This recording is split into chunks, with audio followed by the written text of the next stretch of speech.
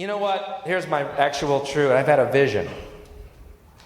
And what it is even though this is a world where good men are murdered in their prime and mediocre hacks thrive and proliferate, I've got to share this with you because I love you. And you feel that.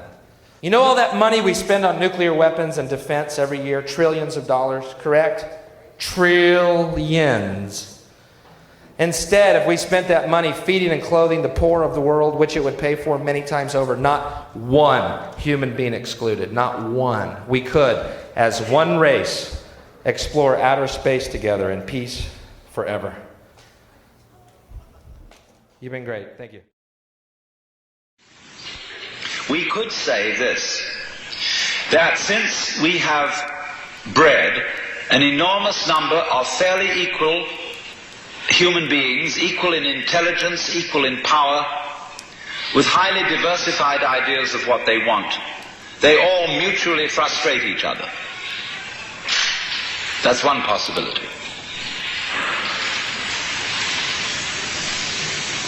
But on the other hand, there are technical ways of supplying everybody in the world with adequate wealth. We aren't any longer living in an age when there's not enough to go around.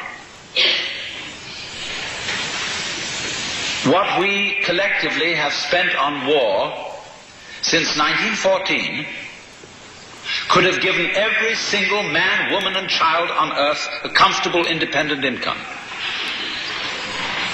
It isn't simply the minor political question. It isn't simply the immediate considerations of what we're going to do about the war in Vietnam, what we're going to do about the racial problem, what we're going to do about the poverty program. These are minor issues. What we are really faced with is the colossal, fantastic mess that technology is making of our planet. The almost too late state in which we're in to control a cluster of problems, every one of which in itself is a major problem, and taken together they are so enormous that the mind boggles, as they say. We don't even want to think about it.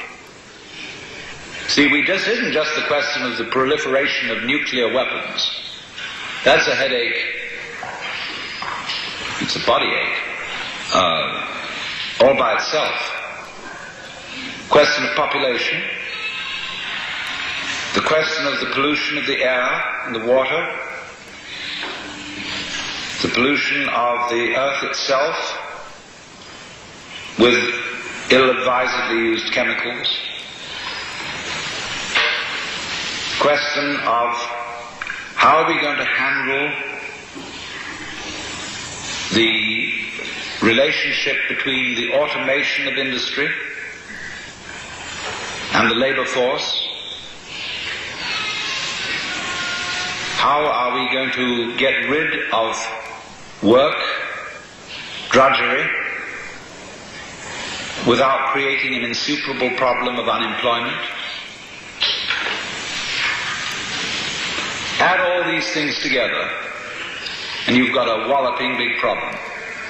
But there is an available, known, technical solution for every one of these problems.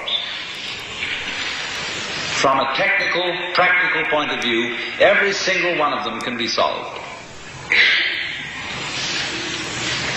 But it's virtually impossible to persuade people to do it.